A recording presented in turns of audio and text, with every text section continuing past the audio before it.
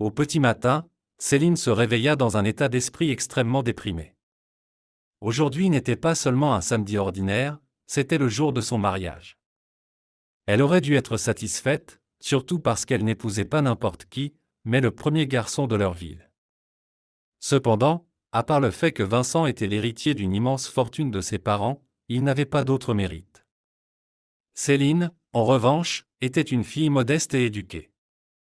Elle était tombée follement amoureuse de son camarade de classe, sans se soucier le moins du monde de sa richesse. Ce n'était pas l'argent qu'elle appréciait dans leur relation, mais la chaleur et le confort à côté de l'être aimé. Maintenant, les larmes aux yeux, elle regardait sa robe de mariée accrochée près de la fenêtre. Elle devrait bientôt la porter pour sceller à jamais sa vie à celle de Vincent, dont les parents avaient investi une somme astronomique dans le mariage. Les parents âgés souhaitaient que toute la ville se souvienne de cet événement si important pour leur famille. Des invitations avaient été envoyées à plus d'1 millier d'invités, parmi lesquels se trouvaient des dignitaires de l'administration régionale. Ce genre d'honneur n'échoua pas à chaque fille.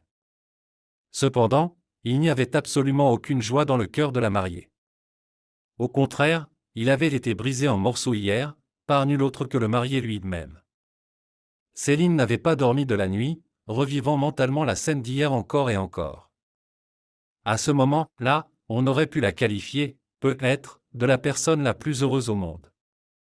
Aujourd'hui, en un instant, comme par un coup de baguette magique d'une méchante sorcière, elle était devenue la plus malheureuse. Et voici pourquoi. La veille, vers 8 heures du soir, comme c'était souvent le cas, Vincent était venu chercher sa fiancée à la maison pour l'emmener dîner dans le restaurant le plus cher de la ville. Il ne fréquentait que des établissements plus chers, considérant les autres comme en dessous de sa dignité, ce qui contrariait profondément sa petite amie. Sa vantardise était vraiment déplacée, mais quand on est amoureux, on peut tout pardonner et même ne pas le remarquer. Cependant, aujourd'hui, le jeune homme avait battu tous les records. Tout en parlant joyeusement de l'événement du lendemain, les jeunes, assis dans la voiture, avançaient lentement vers le restaurant, tout cela à cause des embouteillages qui s'étiraient sur plusieurs kilomètres. Putain de conducteur novice. À coup sûr, un retraité sur sa vieille guimbarde est devant nous, bloquant la route pour des gens comme moi. Vincent jeta un regard méprisant aux voitures qui se déplaçaient à côté d'eux, bien que celle-ci, bien sûr, ne puisse pas rivaliser en luxe avec sa magnifique voiture avec une finition intérieure personnalisée. Eh bien, ne te plains pas, mon chéri. Tout le monde a le droit de vivre selon ses moyens. Tout le monde n'a pas l'argent pour s'offrir le meilleur, répondit Céline. D'une manière étrange et comme s'il regardait de haut la jeune fille, le jeune homme semblait avoir du mal à ne pas la vexer en même temps. Une demi-heure s'était écoulée. Le trafic n'avait fait qu'empirer, ce qui agaçait profondément Vincent, dont l'estomac grognait en demandant un vrai festin. La table était déjà réservée, les serveurs étaient prêts, mais les invités chers, comme de simples roturiers, attendaient leur tour dans la file d'attente commune. C'est dommage que nous n'ayons pas de hélicoptère privé comme en Amérique pour nous emmener n'importe où en un rien de temps. Ici, malheureusement, nous avons pris du retard sur la civilisation d'au moins 50 ans. Mais ce n'est rien, nous allons faire une petite manœuvre maintenant. Heureusement, je connais toute la ville comme le fond de ma poche. Pendant que les autres sont coincés dans les embouteillages, nous allons les contourner, dit Vincent en s'amusant, en tournant soudainement dans les cours. Ici, bien sûr, les choses se sont enfin accélérées considérablement. Et probablement en quelques minutes seulement, le couple aurait atteint sa destination, mais soudain, au début de la longue maison, une ambulance avec ses gyrophares allumés leur barra la route. Et bien qu'il n'ait eu besoin que de reculer de quelques mètres pour la laisser passer, il décida de ne pas le faire. Après tout, dans cette vieille voiture, il transportait probablement une vieille dame qui était déjà bien en âge de partir. Donc, il n'y aurait pas de problème si la grand-mère attendait un peu que le conducteur de l'ambulance, en manœuvrant entre les voitures garées, recule et libère le passage pour le 4x4 du gendre. De plus, le conducteur insolent avait osé klaxonner. Même le fait qu'un médecin soit sorti de l'ambulance un peu plus tard et soit venu à la fenêtre de la voiture de Vincent, d'où la musique forte sortait, pour expliquer qu'ils emmenaient une grand-mère qui avait fait une crise cardiaque, n'a rien changé. Elle est à peine en vie, chaque minute compte. Eh bien, allez-y en arrière. Qui vous en empêche? Pourquoi est-ce que ça me concerne, cette vieille dame et ses problèmes cardiaques? Répondit impudemment le garçon, ignorant les demandes répétées de Céline, qui se sentait de plus en plus mal à l'aise, demandant à son fiancé de laisser passer l'ambulance. Mais il ne voulait rien entendre, car il se considérait comme le maître de la vie, et grâce aux relations de son père, il pouvait faire ce qu'il voulait sans conséquence. Ils en avaient déjà fait l'expérience à maintes reprises. Cependant, ces derniers temps, son père était devenu étrangement sévère à son égard. Apparemment, c'était parce que même lui commençait à perdre patience, il était grand temps que son fils se reprenne et fasse preuve de bon sens. Ils avaient eu une conversation sérieuse à ce sujet il y a seulement une semaine. Le jeune homme avait hoché la tête à l'époque, faisant semblant d'être d'accord avec les arguments de son père. Mais après avoir reçu une autre dose d'argent, il avait complètement oublié sa promesse. Et maintenant, au lieu de ne pas créer du tout de conflit routier, il ne faisait que l'intensifier, provoquant un véritable scandale auquel toute la région s'est précipitée. Certains des spectateurs ont même commencé à filmer la situation avec les caméras de leur téléphone, espérant publier le matériel en ligne pour le rendre public. En fait, cela ne préoccupait pas du tout le jeune homme fortuné, au contraire, il souhaitait se faire connaître. Après tout, un personnage négatif est aussi un héros, et quel héros? Céline, quant à elle, voulait simplement disparaître de honte. À ce moment-là, la jeune fille ne pouvait même pas imaginer pourquoi elle avait pu tomber amoureuse d'un monstre aussi sans cœur. Apparemment, l'amour est aveugle. Cependant, à cause d'un tel incident, aucune fiancée censée ne romprait sa relation.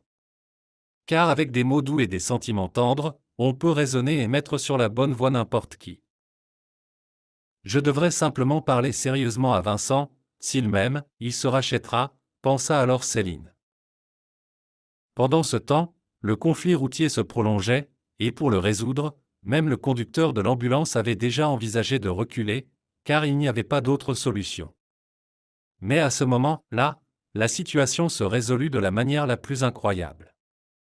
Pendant tout ce temps, assise dans l'ambulance à côté de la grand-mère, il y avait une petite fille en pleurs et très troublée. Pour la jeune fille grande et élancée, la grand-mère était la seule personne proche, Madame Fillon l'avait élevée toute seule. Tout cela parce que sa fille avait décidé que la petite fille était une erreur de sa jeunesse, un enfant non désiré qui ne faisait que gêner sa vie future. Ainsi, la mère avait confié sa fille à la garde de la grand-mère et s'était elle-même envolée à l'étranger pour conquérir le cœur des hommes européens, où elle s'était complètement perdue, oubliant complètement les proches. Pour le bonheur de la grand-mère, Nicole avait grandi en une bonne enfant. La grand-mère n'avait jamais eu à se plaindre du comportement de sa petite fille ni de ses performances scolaires, et plus tard à l'université. De plus, elle avait excellé dans les réalisations sportives, elle s'était entraînée à l'haltérophilie dans le centre sportif local. Et puis, soudainement, le malheur avait frappé la petite famille. Madame Fillon n'était pas en bonne santé depuis longtemps, et avec l'âge, elle s'affaiblissait de jour en jour, tout en essayant de ne pas montrer sa souffrance pour ne pas inquiéter inutilement Nicole. Après tout, Nicole avait bientôt des compétitions régionales de lancer de marteau. Mais, aussi fort qu'ait essayé la grand-mère de résister, la maladie s'était insinuée imperceptiblement, frappant violemment quand même. Heureusement, au moment de la crise, Nicole était à ses côtés, sinon elle n'aurait même pas pu atteindre le téléphone. La jeune fille n'entendait pas le scandale autour d'elle, elle était trop préoccupée par la personne proche. Mais lorsque le médecin revint dans la voiture, maudissant vivement, elle se détacha enfin de ses rêves et, après avoir appris la raison de l'arrêt, elle entra dans une colère noire. Lâchant la main de sa grand-mère bien-aimée, elle sortit de la voiture en courant et se dirigea vers le jeune homme insouciant qui, une fois de plus, célébrait sa victoire sur les misérables roturiers. Mais à l'instant suivant, quelque chose se produisit dont il n'aurait jamais pu rêver, Nicole se jeta sur lui comme une furie. Elle comprenait parfaitement qu'il était inutile de parler à de tels maîtres de la vie, des mesures plus radicales étaient nécessaires. Et c'est ce que la sportive fit. Elle ouvrit facilement la portière de la voiture et, d'un geste de la main, tira le jeune homme maigre par le col de sa précieuse veste. Cependant, la sportive avait légèrement sous-estimé la situation. En poussant légèrement Vincent loin d'elle, il s'assit dans une grande flaque boueuse, sous les applaudissements enthousiastes de la foule. Eh bien, le riche ne s'attendait certainement pas à une telle humiliation. Après sa défaite honteuse, Nicole a elle-même écarté la voiture, dégageant le passage pour l'ambulance. Vincent criait comme un fou, menaçant de faire arrêter la jeune fille pour agression, ainsi que pour vol de voiture avec sa fiancée, à laquelle la sportive n'avait que de la sympathie. Quoi qu'il en soit, quelques minutes plus tard, il n'y avait personne dans la cour. Bien sûr, il n'était plus question d'aller au restaurant. Le jour précédent, le mariage était extrêmement assombri pour les futurs mariés, et au lieu de se rendre dans un lieu de divertissement, Vincent devait ramener sa fiancée à la maison. Tout au long du trajet, le jeune homme trempé menace de se venger des coupables, mais Céline lui dit qu'il est le seul responsable de la situation. Ce n'est que le pire qui l'attendait. En arrivant chez elle, elle était déjà sur le point de se retirer dans sa chambre pour essayer de comprendre ce qui se passait. C'est alors qu'elle remarqua qu'elle avait oublié son sac à main. N'entendant pas le bruit du moteur de la voiture qui s'éloignait, elle décida de retourner le chercher. Mais en sortant de la porte, elle aperçut Vincent derrière un buisson de lilas, il parlait au téléphone. En entendant ces paroles, elle resta bouche bée. « Oui, Pierre, tu as perdu le pari. Je t'avais dit que cette fille grise allait accepter de m'épouser, mais tu ne me croyais pas, maintenant tu en paies le prix. Mais ce n'est pas grave, je vais vivre avec elle pendant un mois, m'amuser, puis la jeter sans rien. Je ne sais pas encore ce que je dirai à mes parents, mais c'est aussi gérable.